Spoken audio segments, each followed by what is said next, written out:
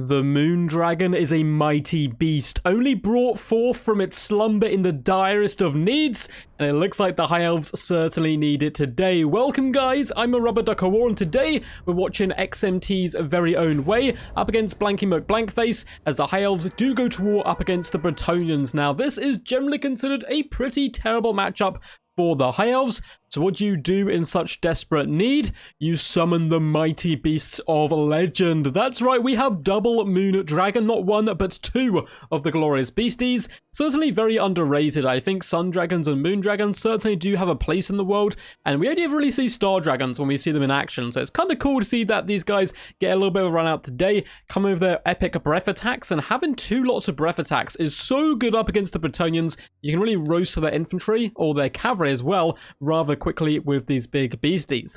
Up in the skies, we have Alariel the Radiant. Of course, if you're coming in with such firepower, you definitely want someone to help quench that HP and keep it nice and topped up.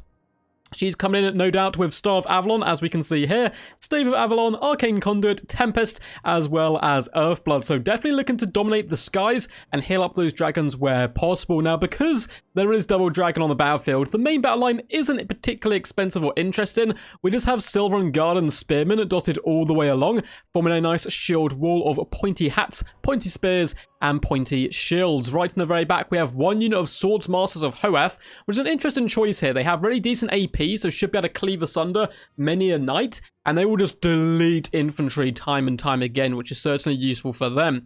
We see a massive rock does get sent across the battlefield, and it looks like for the forces of Bretonnia, we do have a couple of field trebuchets, two field trebuchets in fact, can have a whale of a time shooting at those sword masters if they can get their bearings correct. In the front line with a load of peasant mobs, this is pretty standard stuff of course. Peasant mobs are filthy, unwashed, and not particularly well educated, so they're forced to the front line with the promise of gold and glory, and they're simply there to die to hold the enemy back.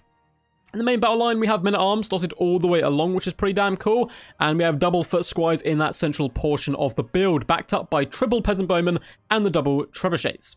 We do have some knights, of course. It is Bretonnia. It's not really a Bretonnia build without peasants and knights. And we have Knights of the Realm on the left-hand side, anti-large, relatively mid-tier cavalry. And on the right-hand side, we have Knights of the Realm and the Companions. Regiment of Renowned Questing Knights, arguably the best cavalry unit in the entire game. Them and Blood Knights really are rather nasty when it comes to cavalry. I also like Great Stag Knights at the moment. They were very powerful as well. Does look like hidden in the trees. We actually have double Illyrian Reavers, who I missed earlier. They got a very important job today, hunting down and harassing this backline where possible. For the Bretonnian Leadership Corps, of course, it is Fey double Paladin. I actually don't think this is much. I don't know if it's that powerful anymore, realistically. It's kind of hard to say that with the Paladins, but I think Paladins are actually pretty garbage for the most part, and yeah, though they can protect the Fey relatively okay, they're not that great, and they can get sniped at themselves relatively quickly. Fey Enchantress, however, is incredibly powerful. Earthblood and Dwellers Below. She also has her potion with her, and Arcane Conduit. So without further ado, as the rocks do fly forth in a beautiful arc of death and destruction, let's get this battle underway. It looks like at the moment the rocks are aimed at the Sword Masters, which is to be expected. Luckily, the Elves have managed to bob and weave so far and not take any significant damage, which is certainly good news for them. Now, there is 3 Peasant Bowmen. That is a decent amount of long-range firepower they can bring to bear on the Moon Dragons, but if the Moon Dragons simply split and go into different directions, it's going to be rather hard to shut them down with this amount of range. Looks like the Knights of the Realm considered pushing around the flanks early on and decided, you know what, we have the range advantage. We really don't need to push forward too much. We can pull back, we can chill, we can vibe, let the peasants fight for us, and then we're swooping at the end and save the damsels in distress and kind of get all the glory there. Poor Sword Masters are getting hammered pretty bad now that they have come over top of that hill. You can see some lovely shots have gone into them, reaping a bloody toll as 6 Sword Masters do bite the bullets. Spearmen getting nice and aggressive, charging directly into the peasant mobs and through more onto the men-at-arms. Now, the good thing about the Spearmen and the Silver and Guard is they're relatively elite. They're still elves, right? So they should be able to carve their way through a decent amount of the infantry and fare okay up against the cavalry. Now, the Sword Masters are really not having a good time. Down to about half HP, they're trying to push forward, but their more men-at-arms are going to be intercepting them, and peasant bowmen are focused firing them down. A really rough start for the High Elves, and you can see that cavalry is going to be swinging in to engage with the Silver and Guard, but a very snappy response. The Moon Dragon breathes death and fire, annihilating those Knights of the Realm down to just 30 models and half HP. Moondragon going to follow through, intercept them, and try to break them from the field. They are already terrified. Lovely Moondragon play. On the other side, you can see this Dragon's up to 29 kills as well, doing a similar job on this flank. Now, the Spearmen are pushing through, likewise are the Swordmasters, though they've been through the worst of the fighting so far. Only 29 models remain. They're about to engage with some Peasant Bowmen, and the front line really has started to crumble a little bit for Bretonnia. Now, swooping in the back. This is not what the Bretonians want to see. And Lyra and Reavers charging and reaving through the back line, hunting down Peasants, Trebuchet crews, Archers, the lot, supported by the Moondragon in the back as well. Should be able to make swift work of the Knights of the Realm. The Bretonians are all of a sudden in a very precarious situation as the Dragons once again get up into the skies. Silver and Guard are surrounding Knights of the Realm. However, the Foot Squires are taking off heads and poking through that rather well-made Elvish armor to kind of bring low a load of these elite troops. Now, the Moondragon's been surrounded once more.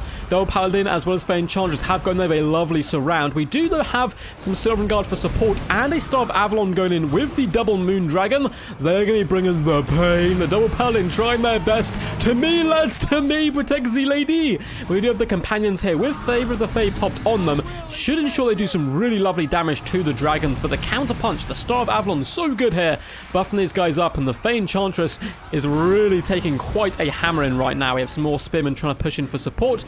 Reavers as well committing to the fight, but more Knights of the Realm are on the way. Now, it does look like the field trebuchets are pretty much shut down, and the Swordmasters do decide to disengage from that threat and move over to try to deal with some of these Knights. The Moondragon is having his butt handed to it a little bit here. The Fae, she's no pushover, and she can certainly inspire men to greater feats of heroism. The Companions as well as the Paladins have been able to force back this Dragon, and we're about to get a lovely Dwellers below. Look at this, catching those Reavers, and that's just going to be a dead unit if they sit here. I don't think there's too much hope of this unit surviving whatsoever. Look at that HP drop. That is brutal stuff. We're getting a big breath attack go down on the Fae. For the most part, though, it didn't seem to connect super well.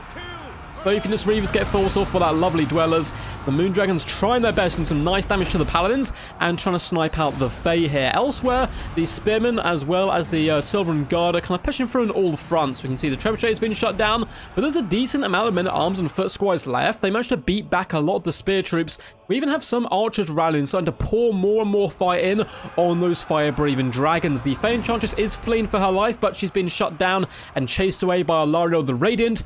This Earth isn't big enough for two mighty princesses of magic, and it looks like the Fey Enchantress will most likely be going down here. The Double Moondragon do dance a dance of death with the Paladin, but the Knights of the Realm are still here, as well as the Foot Squires and Archer support. The Moondragons are taking quite a bit of punishment right now. They're not liking this whatsoever. They are able to terrify away one Paladin. Likewise, the Knights of the Realm are being forced back, and this Moondragon needs to get up in the skies once more and start to hunt down the Peasant Bowmen. Did Alariel kill the Fae? No, the Fae rallied! No! This is a disaster. She's going to be able to heal up and come back into the main fight. Oh, this is going to be some sketchy stuff now with the Fae coming back.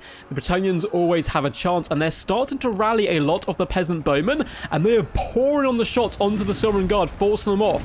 We have Peasants rallying in the distance, we have Men-at-Arms and Foot Squires all rallying to try to slay the beasts, and if Dragons get surrounded, it is a death sentence for them. The Companions, though, and the Knights of the Realm are being driven from the battlefield. It looks like it is time for the foot troops of Bretonnia to really shine.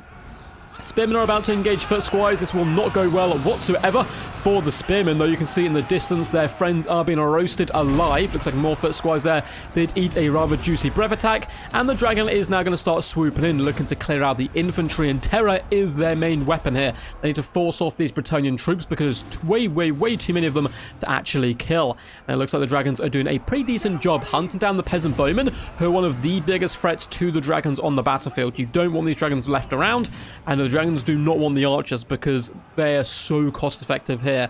50 arrows coming at you, they're definitely going to connect with a decent portion of them, and the Dragons, again, relatively close to their healing caps, at least this one is. Luckily, Alariel, she's still got a Star of Avalon in the back pocket, don't forget, so there's still plenty of room for healing just yet. And the Peasant Bowmen are being shut down as well, but the majority of the High Elf infantry is just getting slaughtered by wave after wave of infantry. We're going to have some lovely Knights of the Realm as well, doing a bit of a rear charge into the Spearmen, who do not know their fate just yet. I'm sure they hear death coming, but they don't know which direction it's coming from, and then boom, they get slaughtered to the last elf, one of them being ping-ponged around there by the legendary Knights. And it does seem like we've got a bit of a rally on this left-hand side by the Bretonians, trying to accumulate all their forces back together again strength in numbers and try to drag down the beasts that way and protect their archer core. Good play. You know, it's been a good game when both players are kind of trying to finish off enemy routing troops, then reform the lines, reform their armies, and go head to head once more. Now, the knights of the realm in the back look like they're going to be getting healed up quite nicely by the Fey Enchantress. Likewise, both paladins are back. I was a little bit rude to the paladins earlier on, so I don't think they're actually that good at heroes. And it looks like they're trying to prove me wrong. They're both around for the late game. Got some pretty decent damage value as well at 845, as well as 1,110. Really nice display so far by the Paladins. We'll also get yet another Earth Bloodload. Looks like it's not actually healing up the Companions, which is a bit rough. There's only 7 of them, so they're quite likely to die. And the heals going down on the Paladins is probably the more key targets there. Peasant Bowmen are still launching shots in. Looks like they're going after the Spearmen, who themselves will also be getting healing. Definitely a fight of the law of life today. And these Spearmen, though, only 28 models. I don't know if healing's going to do too much to them. However, healing up these Mighty Moon Dragons is certainly very tasty. You can see double Bronze Chevron on one of them, single Bronze Chevron on the other, up to 68 and 111 kills.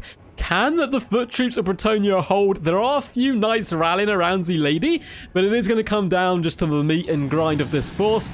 Does it have enough punch? Now, the Peasant Bowmen, 4 volleys left. That's not much, and every arrow needs to count. They need to ensure they connect with that Moon Dragon. They can lower one of the single entities and get it off the field. The other 2 would be much more comfortable to deal with, but it looks like the Bowmen are actually going after the Silvern Guard instead. You'll see yet another hill. The High Elves just slowballing this one, slow approaching. There's no rush. We're going to be healing as we do so. And it does look like the Spearmen will engage with the Foot Squires. Foot Squires going to absolutely love this engagement, at least for now, until they realize it's a trap and the fiery breath of death comes down upon them, roasting many a Foot Squire. Up to 95 kills now, that Moon Dragon. The other 111. Looks like Alario is going to go in for the charge on the Fey Enchantress. The Knights do respond rather swiftly, but there is still Moon Dragons nearby, and they're going to swoop in for a 2-for-1 punch. And it looks like the Fey Enchantress will be charging back, trying to rally her troops and go after the weakened Moon Dragon. Popping a hill, but the Star of Avalon that does come down. Is it going to be enough healing to keep the Moon Dragons alive from the wrath of the Paladins? Fey Enchantress is cycling in and out, and the men-at-arms desperately running forward, protect the lady at all costs. And it looks like one of the Moon Dragons is starting to waver and perhaps break. It is desperately trying to get up into the skies. The Paladins holding firm as the Knights and Peasantry flee all around them. They slay one of the beasts, but it is a last desperate act, and their reward is to be slaughtered where they stand by the Moon Dragon's older brother. A Pyrrhic victory indeed, a very close game. Well played to both Way from XMT and Blanky McBlankface. It's probably a kind of player whose alphabet unfortunately doesn't connect super well with Total Wars, and it kind of, like Chinese letters or Japanese letters, don't really actually kind of display, unfortunately, on Total Warhammer when you're playing, which is really annoying. Hopefully that gets fixed for Warhammer 3 or something. So we don't know who this brave warrior is, but they certainly did a really good scrap there and a good fight. Very close game, but what can men do against such a reckless dragon play? Turns out not too much, and the dragons performed really, really well. 119 kills, 3,554 damage value. The other dragon, not quite as good, but still very good. 97 kills, over 2k damage value, 10k damage dealt. They were an absolute force to be reckoned with, and certainly won this game for the High Elf Legions. Hope you guys enjoyed this one. I'll delve into the kills, damage dealt, and damage value of all of these units in just a second. But if you guys enjoyed the video, make sure to leave a big old juicy thumbs up down below. Comment what you thought on the battle, as well as liking and subscribing and all that good standard YouTube stuff.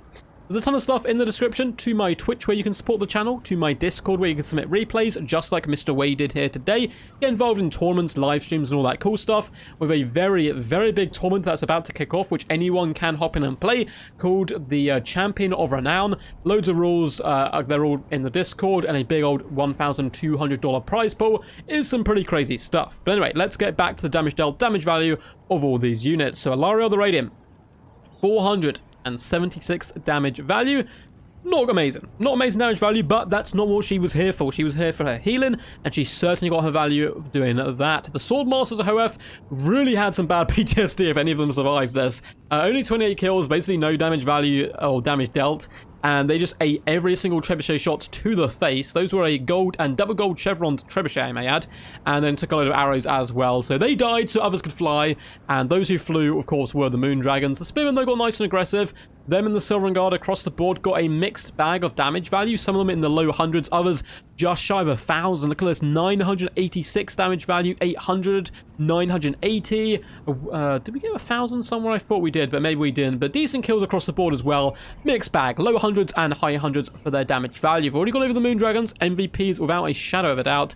Lovely Illyrian Reaver play as well, keeping quite patient, just bursting forth from the trees at the right moment to shut down the enemy back line. 470 and 830 damage value.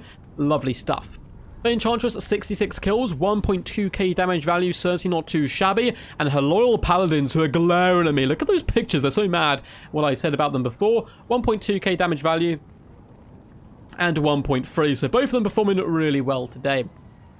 Peasant Bowmen, 112, 592, and 623 damage value. Certainly isn't bad, but it need to be a little bit higher to drag down those dragons, unfortunately.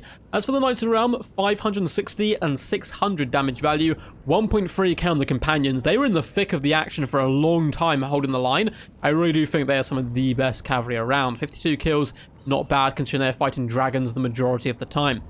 400 and 260 damage value on the field trebuchets. Unfortunately for them, their opponent Wei is obviously quite experienced, got very aggressive early on, realized he did not have any, well, I mean, his entire build's based around Russian, but like, hey, I can't slow down, my opponent outranges me, let's shut down these field trebuchets with some Gloria Reaver play. They weren't really able to pay for themselves. Peasants did what peasants do best. I mean, one of them actually managed to get over 100 damage value, which is a feat of legend amongst peasants, but they were born to die, and they certainly did that job relatively well. As for the foot squires, 94 and 129 kills, certainly not shabby. 867 and 537 damage value. Men at arms, 350, 125 and 237. Basically, glorified peasants. Hope you guys enjoyed this one. It was an epic and fun cast. So until next time, peace, peace. And as always, stay awesome.